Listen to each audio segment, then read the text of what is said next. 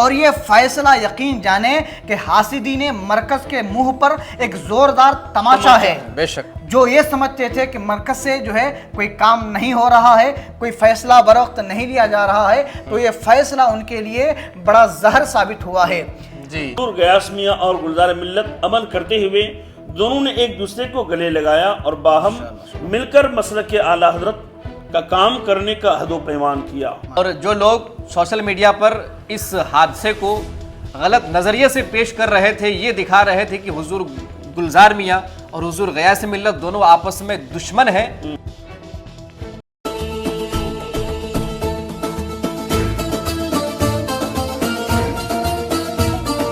السلام علیکم دوستو، امید کرتا ہوں آپ تمامی احباب بخیر و عافیت ہوں گے۔ بے شک۔ سب سے پہلے اپنی گفتگو کا آغاز اس مصرعے سے کرتے ہیں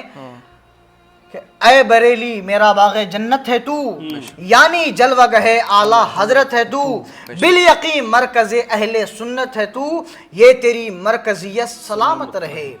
ماشاءاللہ شہر بریلی سے یعنی مرکز اہل سنت سے بہت بڑی وضاحت آئی ہے، ایک اہم فیصلہ لیا گیا ہے مرکز اہل سنت سے، اور جس کی بروقت ضرورت تھی اور جس کی ہمیں امید بھی تھی، اور یہ فیصلہ یقین جانیں کہ حاسدین مرکز کے منہ پر ایک زوردار تماشا ہے۔ بے شک۔ جو یہ سمجھتے تھے کہ مرکز سے جو ہے کوئی کام نہیں ہو رہا ہے، کوئی فیصلہ بروقت نہیں لیا جا رہا ہے، تو یہ فیصلہ ان کے لیے بڑا زہر ثابت ہوا ہے۔ جی سوشل میڈیا کے ذریعے آپ تک بات پہنچی ہوگی کہ ہمارے دو مشائخ یعنی آقائی مولائی سیدی گلزار ملت اور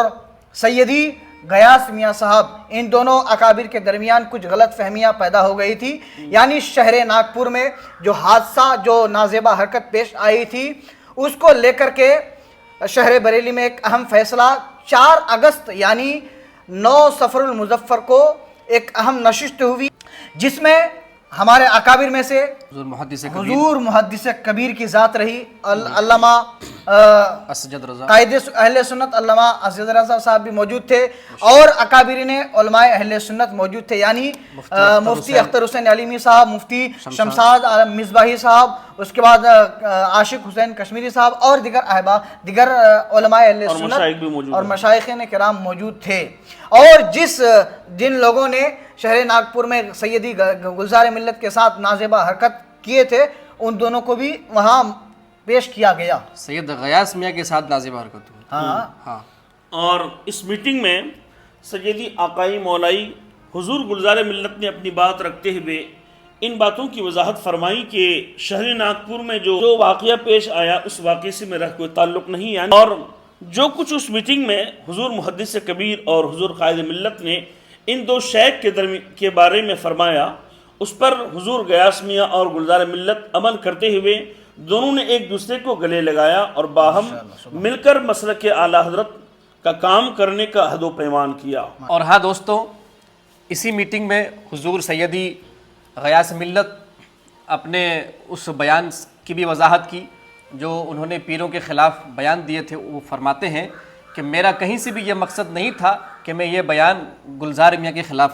دے رہا ہوں، ان کا مقصد صرف یہ تھا کہ ان پیروں کے خلاف وہ بیان دیے ہیں جو واقعتاً وہ پیر ایسے ہیں جو حقیقت میں جنہیں نقلی پیر کہا جاتا ہے، جھولا چھاپ پیر، جو لوگ دین و سنت کے نام پر صرف اپنا پیٹ بھرتے ہیں، ان لوگوں کے خلاف ان کا یہ بیان تھا، نہ کہ گلزار میاں کے خلاف۔